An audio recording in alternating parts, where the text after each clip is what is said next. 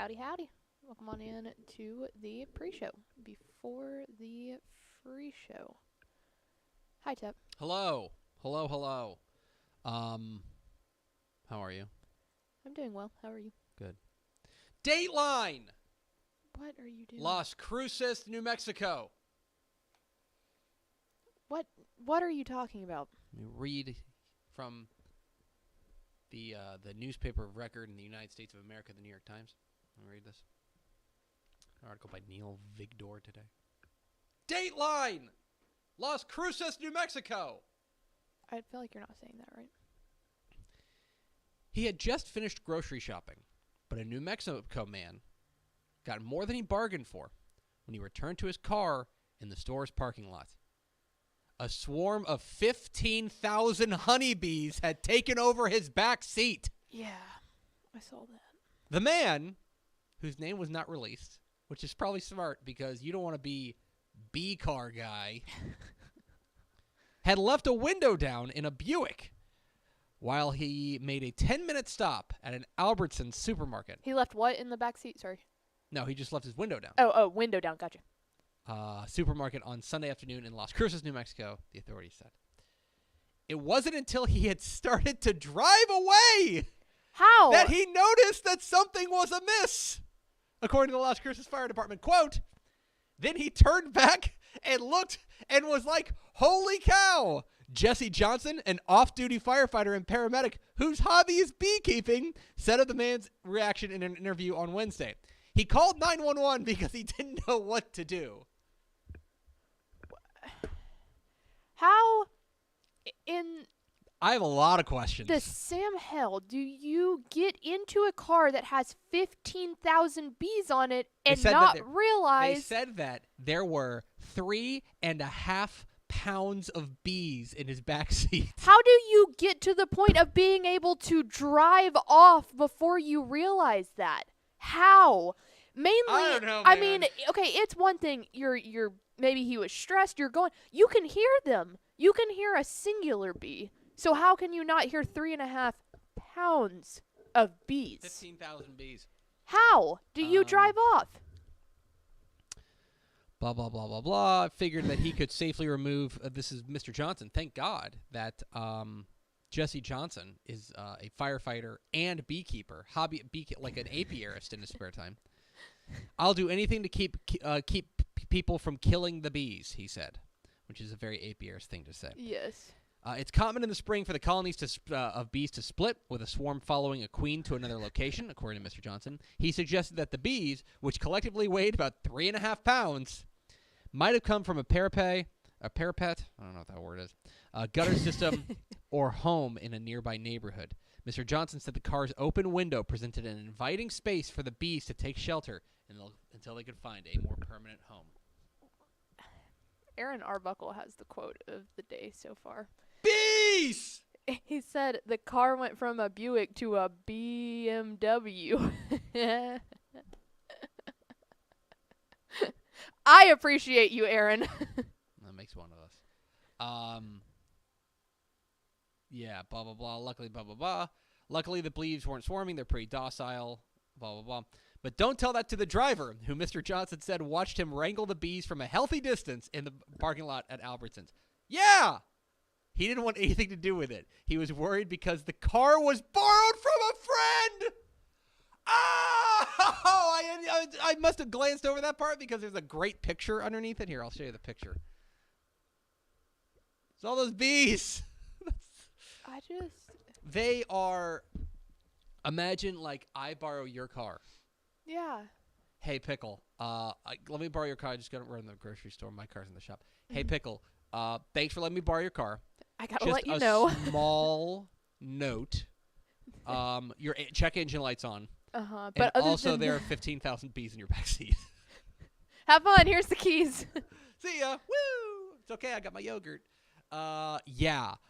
That. There had to have been something that was spilt in the backseat of the car, like some Well, the guys thing or so, something was left well, that's in there. I'm sure that didn't help. But the guy did say he's like, because it was like dark and because it's like kind of like a little, you know, you can imagine, you know where bees They tend to go like up underneath things. Yeah, and stuff like that. they're honeycombs. Seemed like wrong place, wrong time for this guy. But like, okay, was the window? The other thing that scares me was the window. Do we know if the window was all the way down or just because? I mean, we have a picture.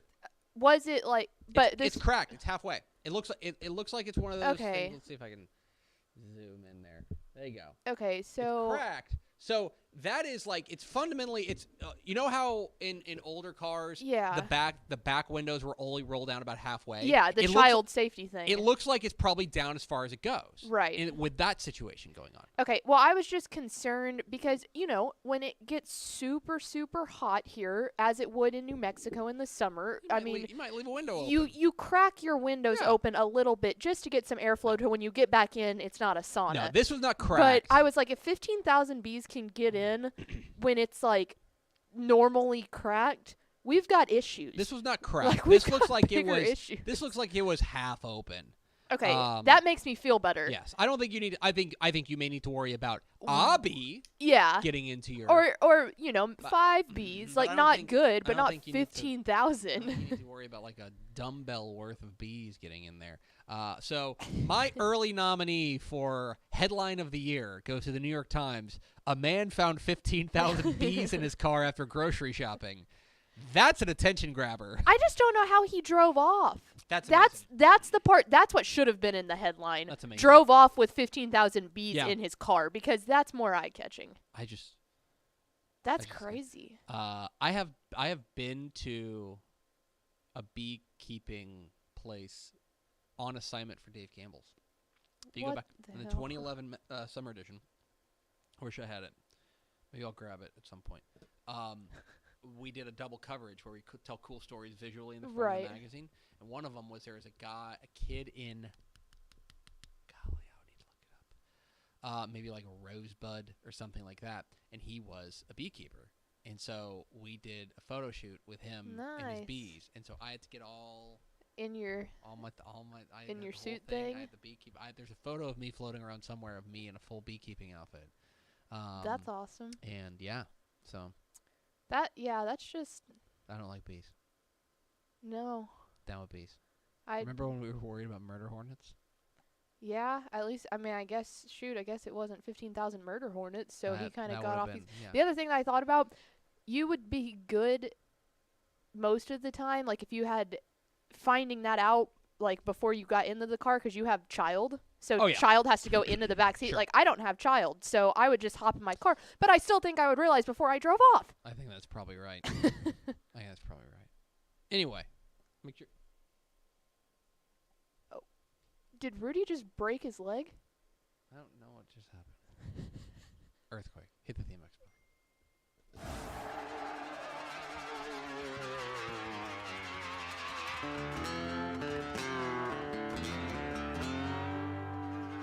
Let's go! Free money!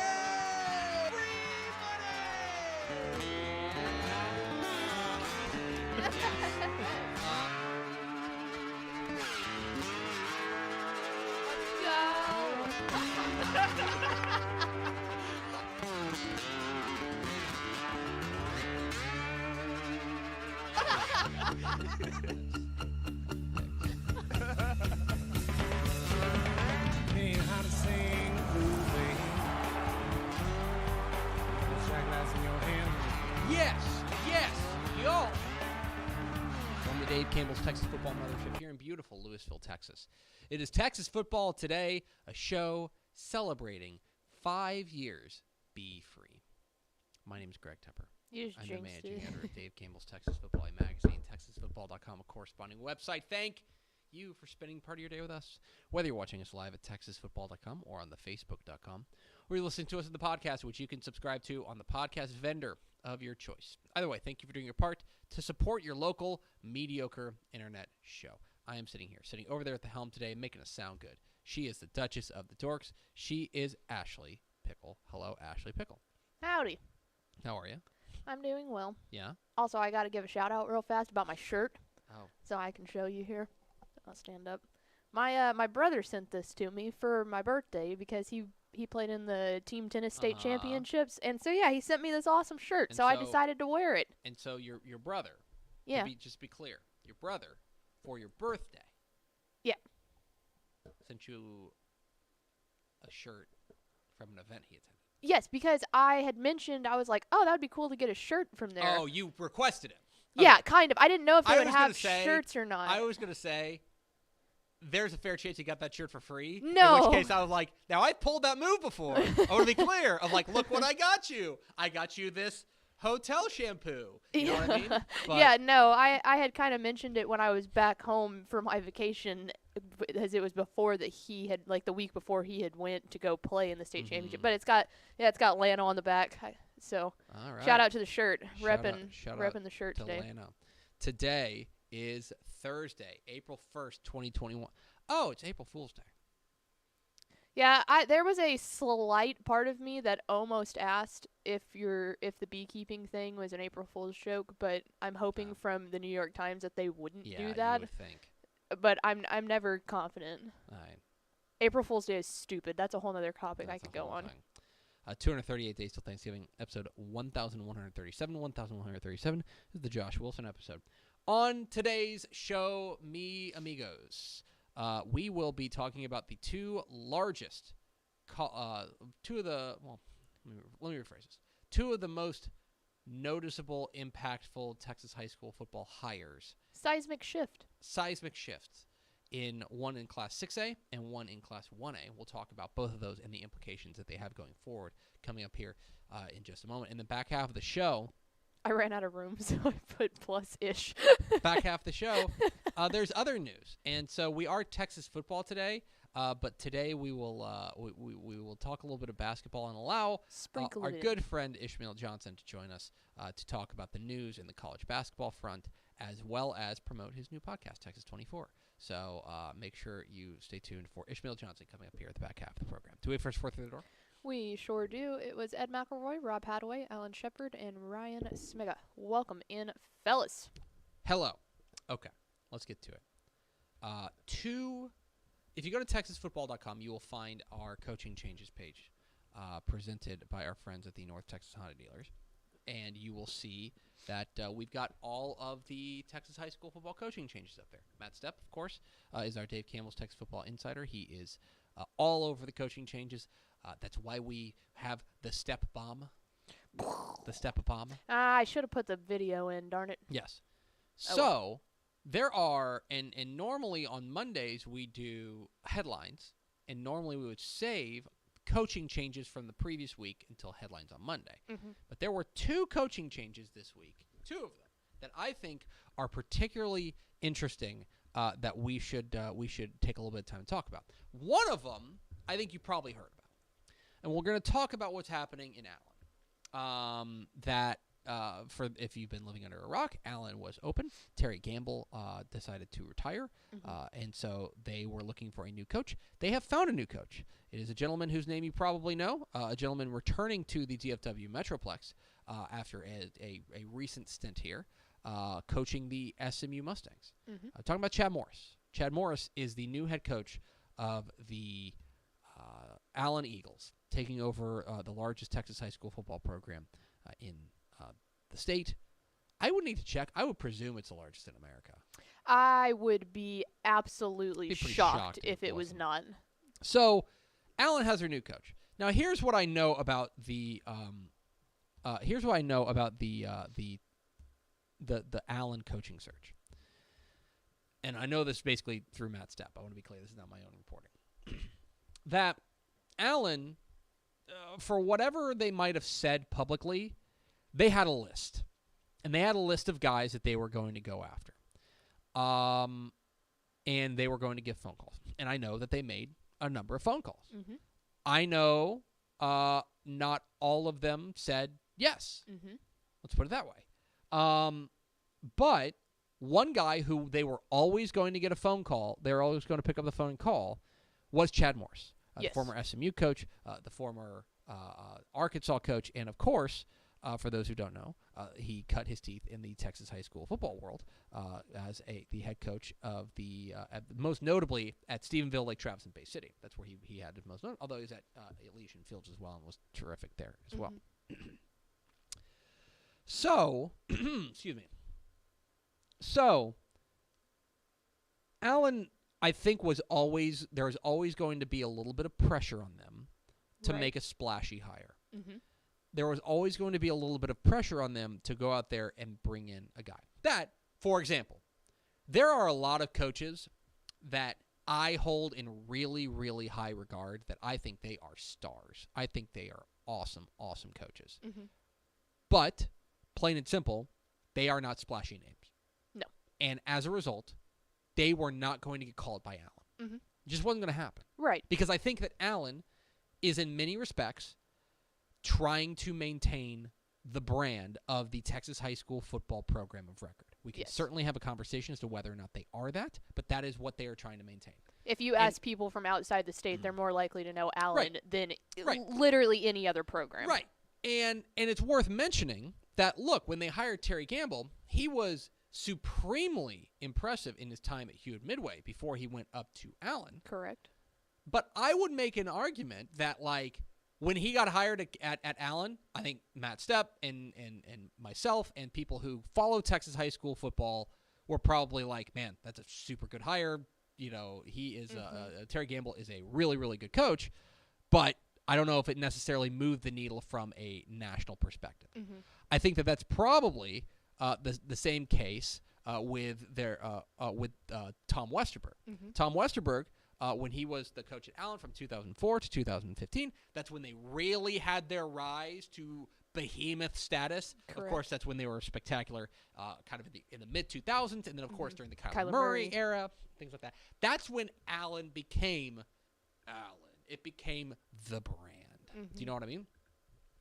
So Terry Gamble comes in, and Terry Gamble, again, I think everybody when he got hired was like, man, that's a super great hire for them when they hired especially Terry Gamble. on the field wise. Yes, on the field wise.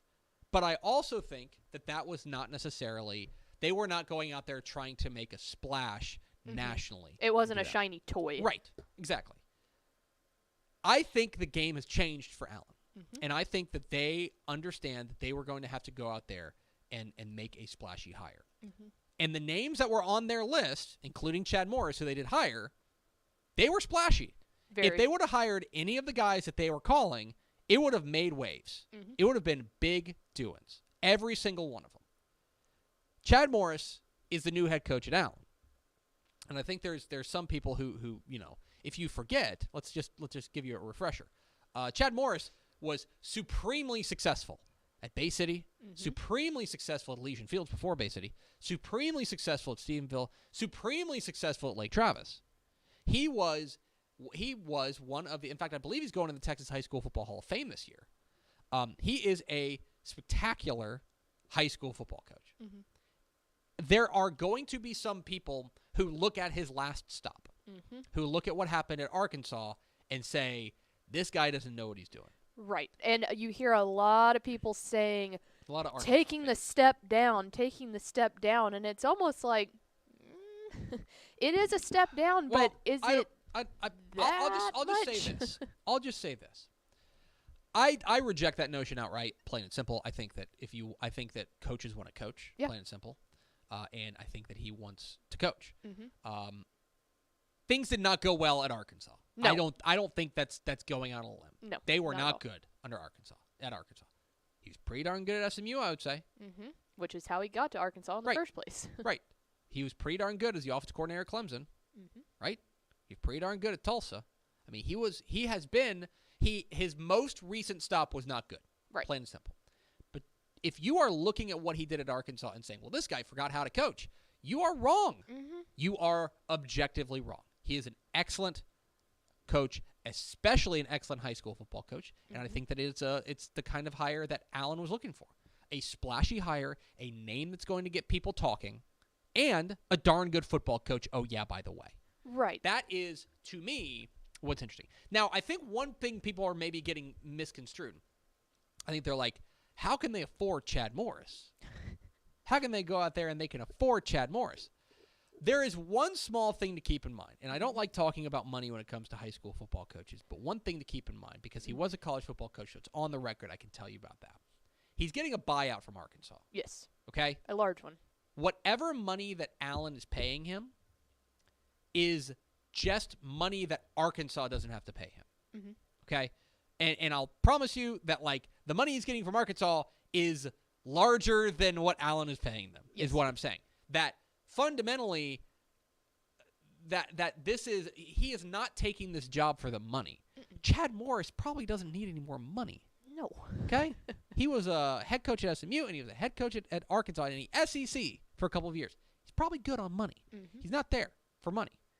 And furthermore, and I guess this is like a really weird thing to say, and I don't feel super comfortable saying it, but like Allen's not the highest paying job in the state, guys. No. It's they pay okay. They're but- in the top 10, I think, but not. Are they? I don't know if that's true. I think so. I don't know if that's Maybe true. not. I can't verify that. What I'll tell you is that they do not pay this exorbitant amount of money. Mm-mm. That they weren't going to go money whip Nick Saban to come coach the high school football team. Okay? But from a monetary perspective, I think you're thinking about it a little bit wrong, that Chad Morris, the money side of it is not necessarily the factor here. It's obvious he wants to come back and coach Texas high school football. He landed in a spot like Allen where there will be a lot of pressure. Mm-hmm. One other thing that I think is going to be interesting about this, and this is a new dynamic at Allen, and I'll promise we'll move on to the next coaching big coaching change here in a moment. The other thing about that is there's a lot we've mentioned this on the air, that Allen is its own beast. Mm-hmm. You deal with a lot of your own, you deal with a lot of things at Allen that you don't deal with at other places, simply because of the size, simply because of the politics, simply because of everything you do there. Just as much off the field as you do on the field, basically, is an Allen thing to say. If it gets too much, Yeah, he just bounces. he can just leave. Yeah. And that's a new dynamic at Allen that I think is going to be really interesting to keep an eye on. Mm-hmm. Now, again, here's the bottom line of it. Chad Morris is a supremely talented football coach. Mm-hmm. And Allen, I think, made a great hire by bringing in a guy like Chad Morris. Yep. It does add some new dynamics to what Allen looks like and how Allen operates going forward. And that'll be interesting to see.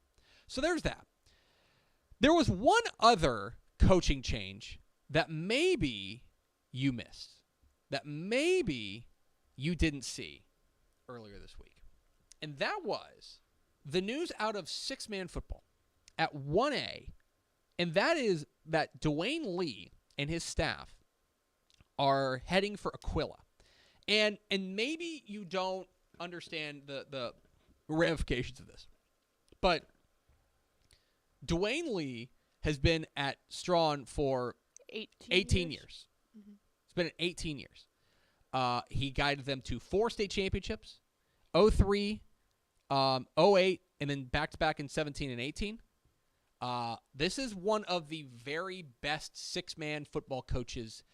I mean, I can't speak to what the six-man football world is like outside of the state of Texas, so I'll just say it with my chest. He's one of the very best six-man football coaches in America. Yes. Right? And Aquila going and hiring him is a huge seismic shift in the six-man world. 1AFan.com was the one who broke it. I want to give credit there. 1AFan.com was the one who broke it. We had heard some rumblings earlier that there could be a huge shift. This is one of the biggest six-man football coaching changes ever. Plain and simple. And one thing that I think is going to be very interesting to watch, Aquila is a program that I think is, from what I understand, they really want to get back up into the upper echelon. This is a program that does have some history. It's a program that's been good in the past, but they have fallen on hard times as of late. But this is a program that's been very, very good, in their past. I think they want to get back to that. From what I understand, they're making a pretty major investment by doing this, by bringing in Dwayne Lee. And bringing his whole staff along is going to make this a really interesting thing as well. I think this is real. Like, if you're talking as far as impact on an entire classification is concerned, Dwayne Lee going to Aquila is very interesting. They go into, I'll tell you this much, I got a text message as soon as this news came out. I got a text message from one of the other coaches in that district who was like, well, things just got a little interesting. Yep. It's a tough district out there. Yeah, I mean, he's in the district with Coolidge, with Abbott, with Penelope and Golson. Mm-hmm. This is a huge maneuver in the six-man world. Mm-hmm. that in 1A, that Dwayne Lee leaving Strawn for Aquila. I also think Strawn's a pretty good job, and that's going to open up now as well. Keep an eye on Aquila. They are a team that's making some moves, a program that's looking to make a huge splash, and this is a huge splash hire there, hiring Dwayne Lee away from Strawn. So keep an eye on that. We are Texas Football Today. We're here every weekday at noon on TexasFootball.com, talking football in the Lone Star State. You can follow us on Twitter at DCTF, like us on Facebook, Facebook.com/Dave Campbells. Follow us on Instagram, Instagram.com/Dave Campbells, and of course, see us at TexasFootball.com. TexasFootball.com is where you can find complete coverage of high school football, college football, and recruiting all across the Lone Star State. We hope you'll consider becoming a Dave Campbell's Texas Football Insider at TexasFootball.com/subscribe. If you want the 2020 recruiting edition, where'd it go? If you want the 2020 recruiting edition, and you're subscribing after starting today, you need to buy this separately. It does not come part as we flipped the switch today. So if you subscribe today, the first magazine you get will be the 2021 summer edition of Dave Campbell's Texas Football. It'll be mailed to you early before it hits newsstands. So check that out, TexasFootball.com/subscribe to become a Dave Campbell's Texas Football Insider. Pickle, let's go to the hotline. And let's bring in the managing editor of Dave Campbell's Texas Basketball. We're joined by our good friend and colleague, Ishmael Johnson. Ishmael, how are you? Oh, hello. That's good to talk with you. Oh, hi. Didn't see you there.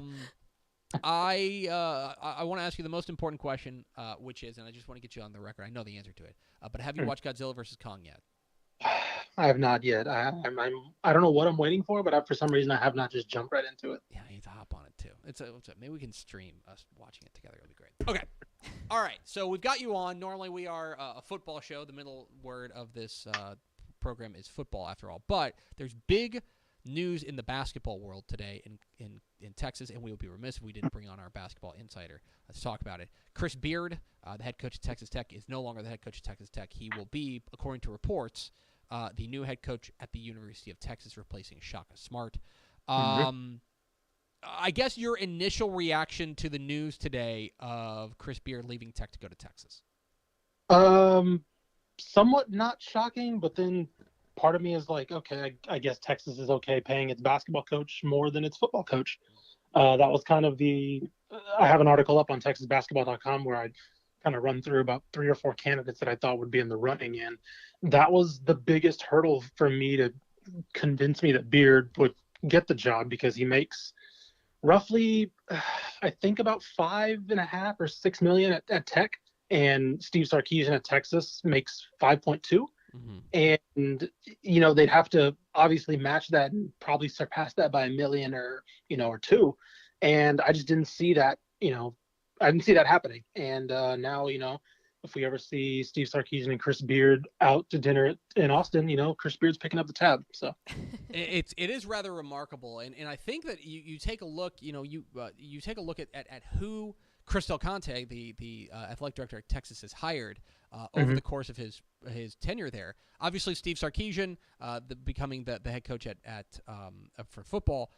You add in Chris Beard to what's already, let's add in the other one, which is Vic Schaefer. Hiring Vic Schaefer away from Mississippi State, already a women's college basketball powerhouse, to come to Texas. Do you look at this as, this is a weighted question, do you look at this as a signature hire here for Chris Del Conte?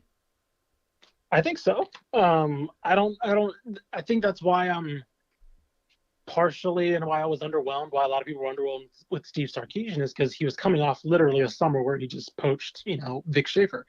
And this was, there were rumblings that Chris Beard was obviously their top target. And I don't know, I can't think of another hire that mimics this or that would surpass this, right? Maybe if he would have landed Urban Meyer, or maybe if he would have poached somebody like a James Franklin, or, in football. But I couldn't think of a more on the money, powerhouse hire, because Tech's obviously a rival, obviously a Big 12 power, a national power now.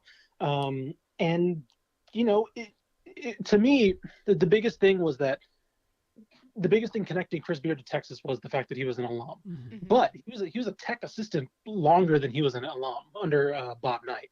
And a lot of people thought that loyalty aspect would, maybe keep him at Tech, and the fact that Tech's okay being a basketball powerhouse and a more of a competitive football school as opposed to, a powerhouse in football and a competitive basketball program. So they had no problem paying him $6 million while Matt Wells, made less.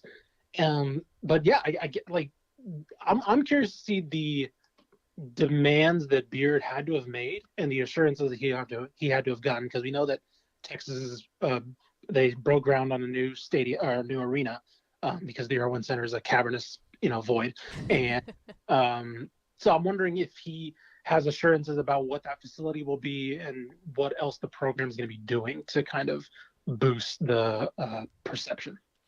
Finally, Ishmael Johnson, you can find his final work at TexasBasketball.com. There is another side to this. Obviously, I think Texas fans are pretty fired up to bring in a guy like Chris Beard, who's taken a program to to the national title game just a couple of years ago.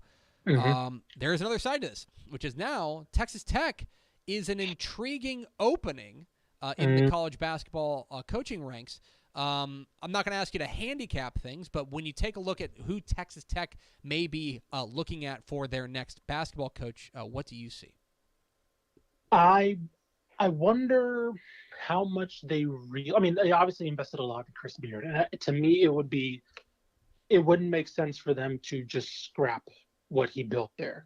So I think they should consider promoting from within.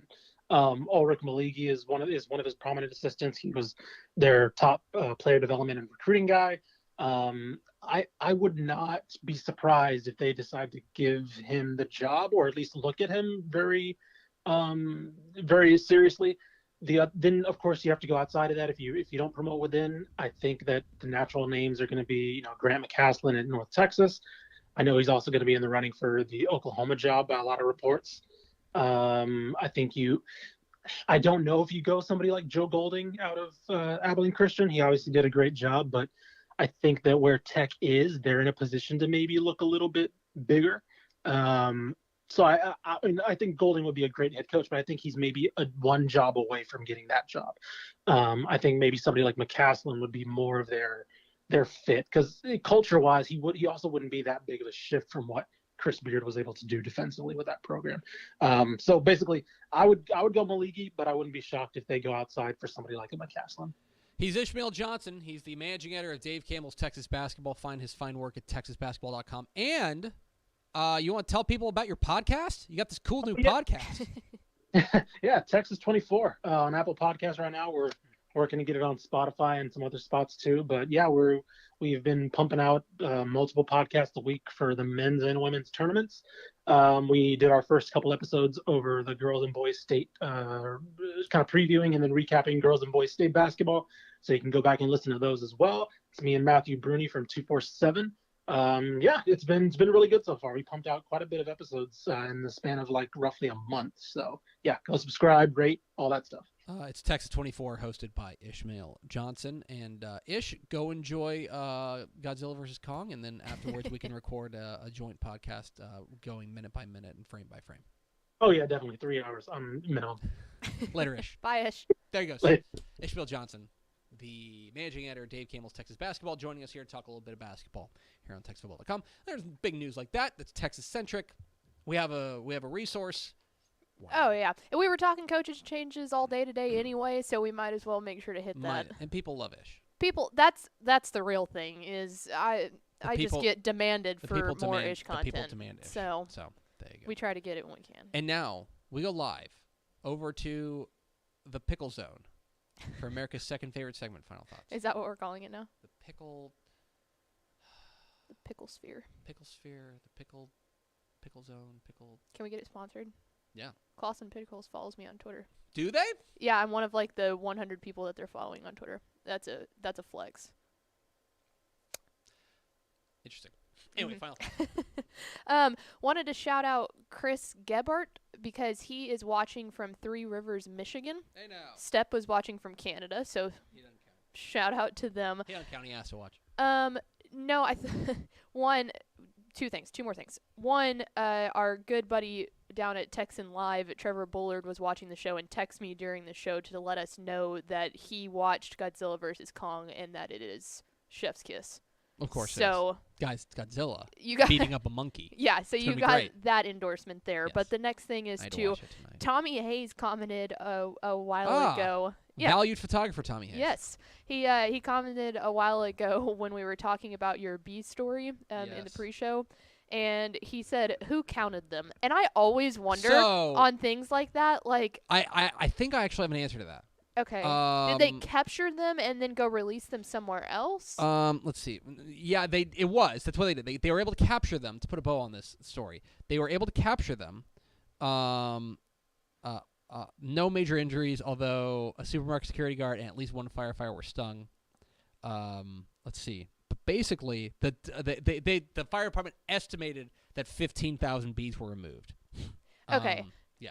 So it's an estimate. I think what it is, I think it's like weight.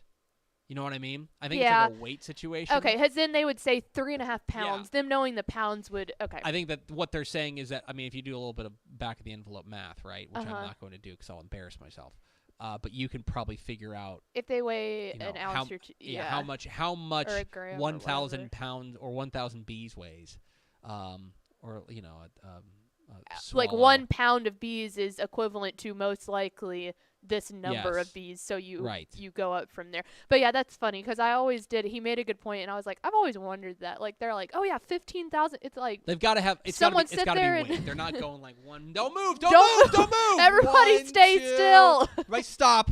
1, 2, 3. It's got to be a pound. Darn A it, weight. Jimmy, stay still. That's going to do it for us. Thanks for spending a little bit of your day with us. Follow us on Twitter at DCTF. Like us on Facebook. Facebook.com/Dave Campbell's. Follow us on Instagram. Instagram.com/Dave Campbell's. And, of course, see us at TexasFootball.com. Thanks to Ishmael Johnson of Dave Campbell's Texas Basketball and TexasBasketball.com for being our guest. For Ashley Pickle, I'm Greg Tepper. Vince Young, please give me your Player of the Year trophy. We'll see you tomorrow for Mailbag Friday, presented by North Texas Honda Dealers here on Texas Football Today.